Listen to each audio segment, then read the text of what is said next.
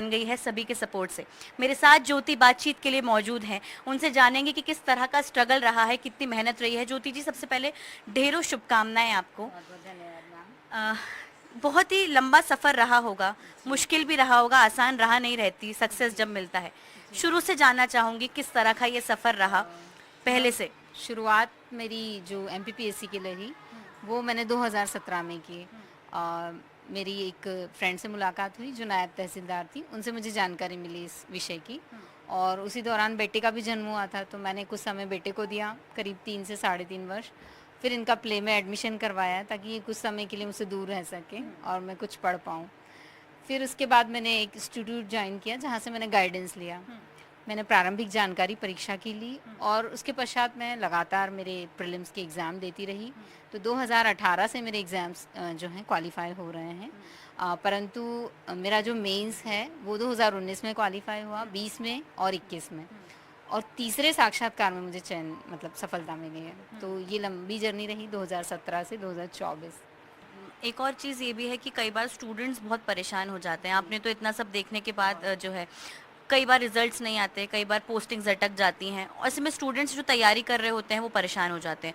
उनको लेकर आपका क्या संदेश है और किस तरह से ये, इसमें क्या ऐसा सक्सेस मंत्र है जो आपको जो है आगे बढ़ा सकता है? मुझे लगता है कंसिस्टेंसी और एक सेल्फ कॉन्फिडेंस कि अब हम अगर हमने लक्ष्य बनाया है तो निश्चित तौर पर हमें हासिल करना है, क्योंकि बाधाएं तो हमेशा ही रहेंगी, हमेशा आएंगी।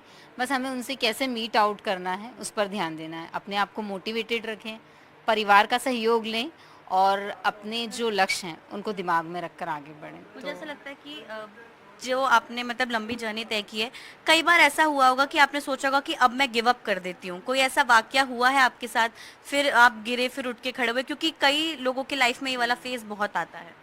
कई बार रहा मैम। 2018 के बाद इवन जब मेरा मेंस क्वालिफाई नहीं हुआ था, करीब 6 मंथ तो मैंने गैप ही कर दिया था अपनी स्टडीज़ को लेके, बिल्कुल छोड़ा। फिर घर में कुछ ऐसी चर्चाएं हुई तो हस्बैंड ने कहा कि नहीं नहीं फिर से एग्ज़ाम दो।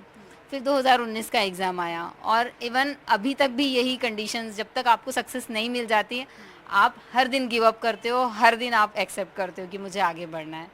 तो इस रिज़ल्ट के जस्ट 2 दिन पहले तक मैं अपने रिज्यूम्स फॉरवर्ड कर रही थी जॉब्स के लिए, क्योंकि दिमाग में टेंशन था कि 21 का रिज़ल्ट आने वाला है, 22 का मेंस का रिज़ल्ट नहीं आया है और 23 को अभी जो जून है उसको प्रीलिम्स है।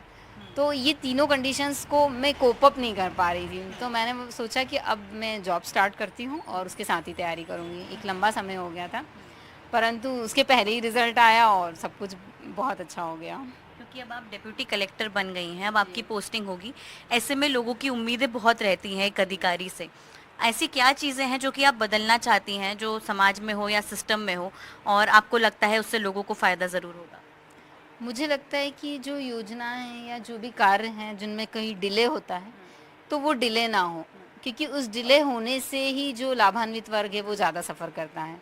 जिस व्यक्ति को जिस समय जिस चीज़ की ज़रूरत है उन्हें समय पर मिल जाए, तो यही प्रशासन की सबसे अच्छी परिभाषा है। तो उसी के लिए कार्य करना है। बहुत बहुत धन्यवाद और शुभकामनाएं आपको इस धन्यवाद मैम। सक्सेस के लिए। हमारे साथ ज्योति जी मौजूद थी और बहुत ही अच्छी कहानी रही है, और ख़ासतौर पर खुशी होती है जब महिलाएं या बेटियां आगे बढ़ती हैं और टॉपर्स में उनके नाम शामिल होते हैं। हालांकि ये एक बहुत बड़ा उदाहरण उन लोगों के लिए है जो कि ये सोचते हैं कि उनसे नहीं हो पाएगा, क्योंकि अगर कोशिश करते रहें तो हार तो बिल्कुल भी नहीं होने वाली है। भोपाल से कैमरा पर्सन अभिषेक सिंह के साथ अमृतांशी जोशी, NDTV।